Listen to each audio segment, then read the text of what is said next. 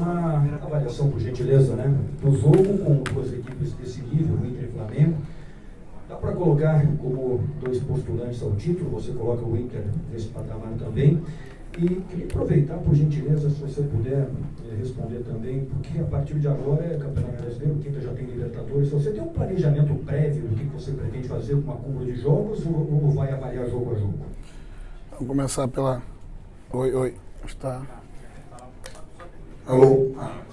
Boa noite. Nós vamos fazer jogo a jogo, né? O que eu frisei para os atletas antes da partida, que era o primeiro degrau, né, de uma escada longa, né, em 3 competições diferentes nesse intervalo de 60 dias, que a gente ia avaliar jogo a jogo para levar para campo aqueles que estiverem melhores recuperados, no ritmo melhor, no momento melhor, estrategicamente possa atender o plano de jogo. Então não tem como ser diferente, né? Mas a ideia é sempre, a partir do princípio, né, que a gente consiga recuperar todos os jogadores, a gente poder a cada jogo fazer leitura do que é melhor estrategicamente para a disputa. Com relação ao jogo, foi dessa forma que eu tratei o pré-jogo, que seria o enfrentamento de 2 equipes postulantes ao título e que, para a gente que deseja se manter na disputa até o final, é importante esse primeiro passo, e a gente não poderia escolher adversário nem pouco local, né? Teria que sempre buscar os 3 pontos, né? A ideia de jogo, né, o plano de jogo foi imaginando com as ausências, né, que o Felipe e o Luiz têm, especialmente do Arrascaeta e do Gerson, né, que ele ia tentar manter a sua estrutura, por vezes, né, um 4-2-4, pesando a nossa linha para gerar, né, desconforto, ou um quadrado para gerar um ganho de centro, né. A ideia foi, dentro da nossa estrutura, né, sempre que possível, o Fernando em bloco médio entrando na linha, né, para a gente ter uma superioridade e fazer bem as coberturas, impedindo esse jogo de centro, né, que é o jogo de atração pelos volantes para liberar os corredores das costas da minha defesa. Pela impossibilidade ali do começo, né, o Flamengo começou a usar as bolas longas, né, que foram controladas pela altura da linha ou pelas profundidades em cobertura dos zagueiros, ou do Fernando, ou mesmo do Rocher. E apostando, né, nas jogadas rápidas de contra-ataque, foi dessa forma que a gente conseguiu abrir o placar, né? Então penso que foi um primeiro jogo bom. No segundo tempo, talvez um gol muito no início, né, numa das né, as fortes características que a gente tem, mas também uma forte arma do Flamengo, que é a bola aérea. Uma bola cascada no primeiro, que tira o tempo da jogada e da defesa, e depois um rebote e uma finalização para o gol. Alguns bons contra-ataques depois, mas naturalmente o Flamengo usou o volume de jogo da qualidade do seu elenco, né, e levamos um ponto importante, né. Penso que foi muito importante para essa estreia.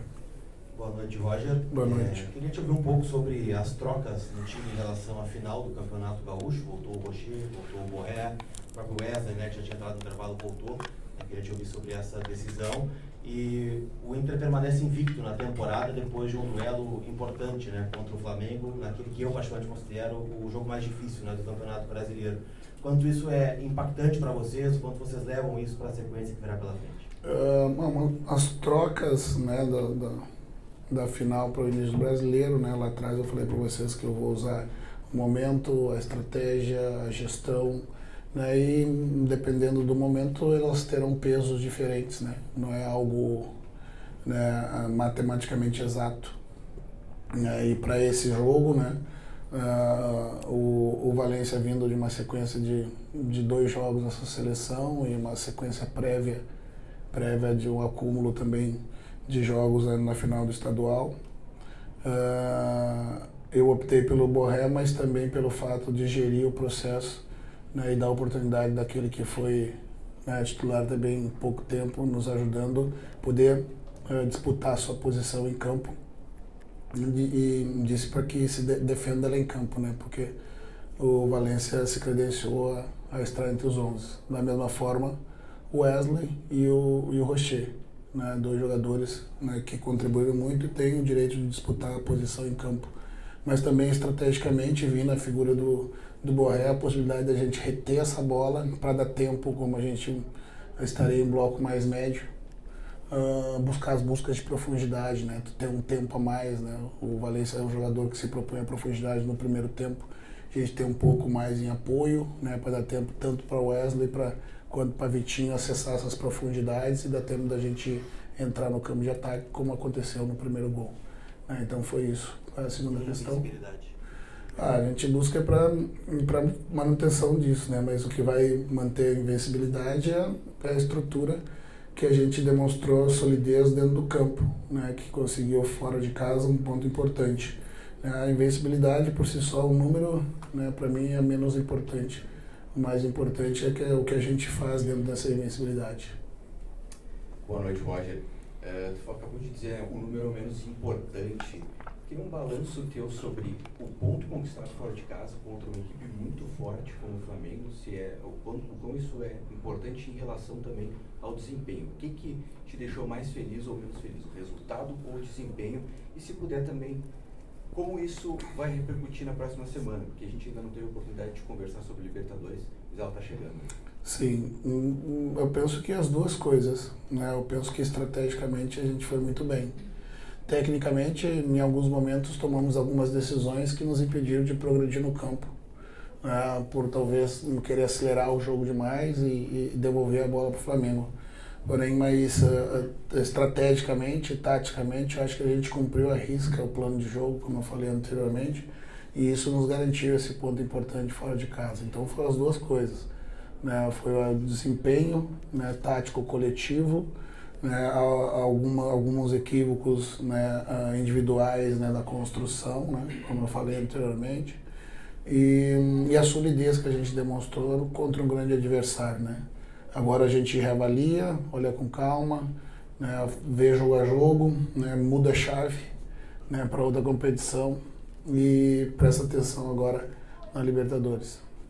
Roger, hoje no segundo tempo o Inter suportou uma pressão muito forte do Flamengo, até sendo no Maracanã, né, a torcida canta muito alto, então o quão importante é saber lidar com a pressão nesses momentos, pensando na disputa dos títulos que o Inter tem pela frente?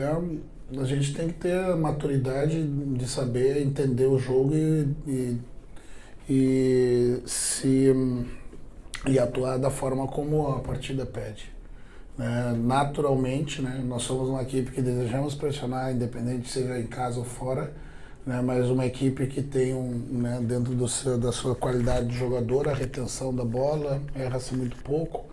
Naturalmente, né, você vai andar um pouco mais para trás, né, você vai se proteger perto do gol. Daí você entra num outro momento que é ter a capacidade de contragolpear o adversário e ser contundente, né? Não é o problema você ter menos posse que o adversário, mas você tem que entrar mais vezes no último terço, tem que finalizar mais.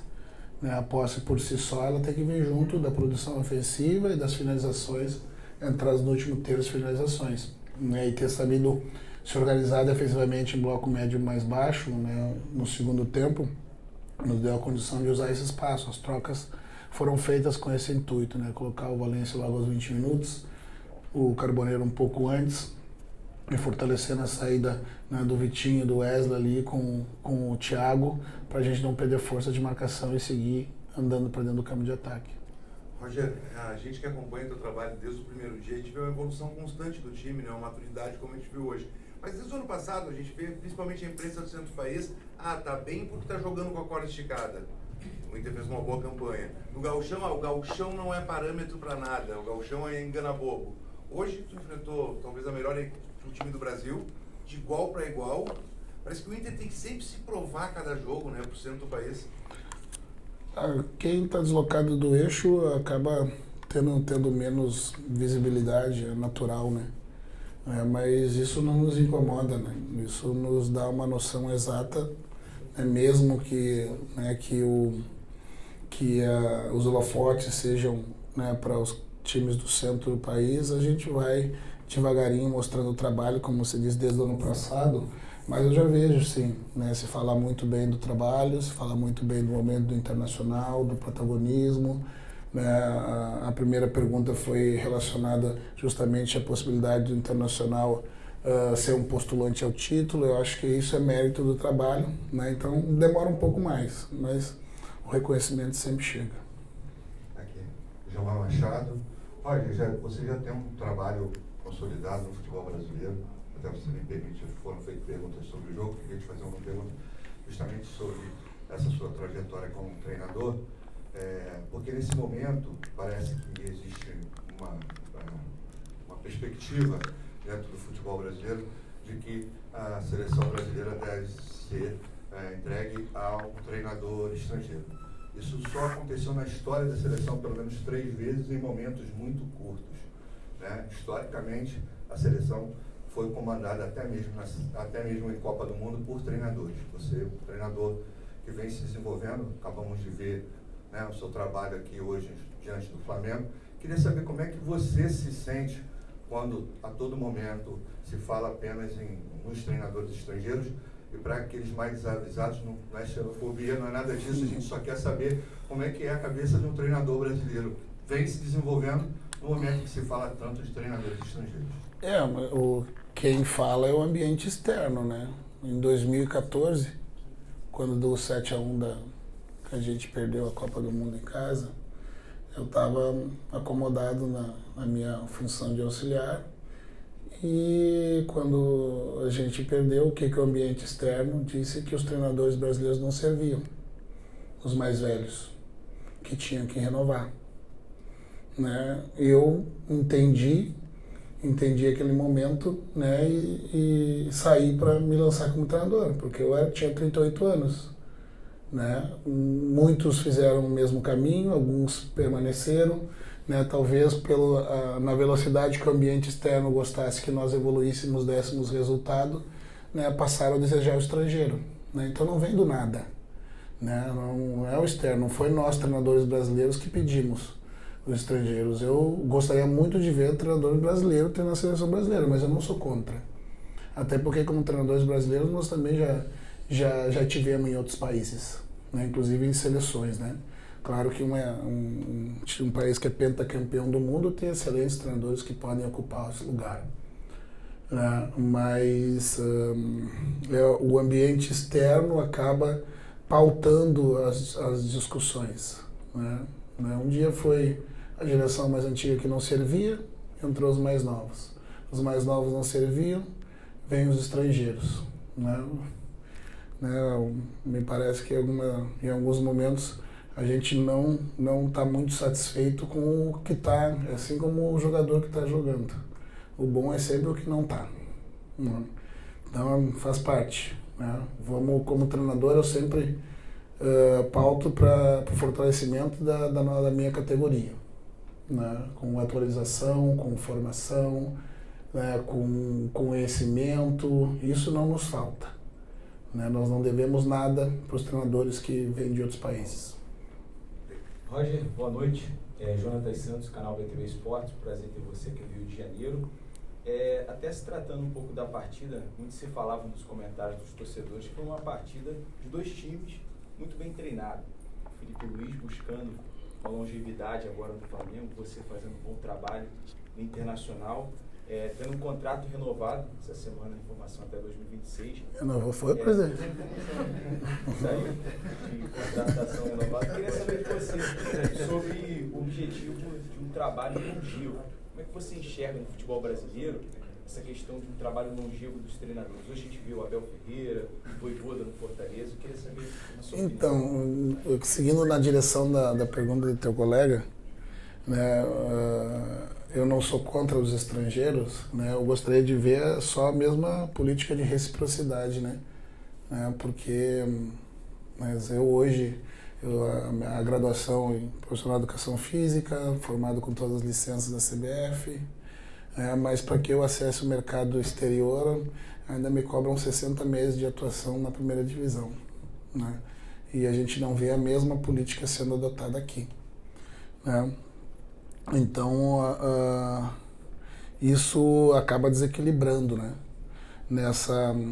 Essa disputa, digamos assim, em função dessas vagas.